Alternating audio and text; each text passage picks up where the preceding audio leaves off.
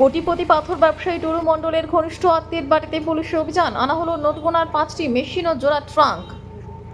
কোটিপতি পাথর ব্যবসায়ী টুলু মণ্ডলের ঘনিষ্ঠ আত্মীয় মিনার মণ্ডলের বাড়িতে হানা দিল পুলিশ। মঙ্গলবার গভীর রাত থেকে শুরু হওয়া মেগা তল্লাশি অভিযান বুধবার সকাল গড়িয়েও অব্যাহত।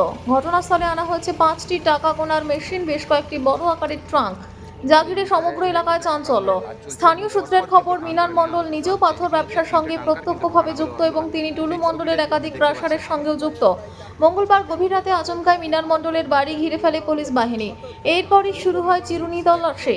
বাড়ি থেকে বিপুল পরিমাণ টাকা উদ্ধার হয়েছে বলে খবর। উদ্ধার হওয়া টাকার পরিমাণ এতই বেশি যে গণনার জন্য একাধিক টাকা গোনার মেশিন নিয়ে আসা হচ্ছে। উদ্ধার হওয়া নগদ সামলাতে বাজেয়াপ্ত করতে আনা হয়েছে দুটি বড় বড় লোহার ট্রাঙ্ক। ঘটনাস্থলে বিশাল পুলিশ বাহিনী রয়েছেন উচ্চপদস্থ আধিকারিকেরা।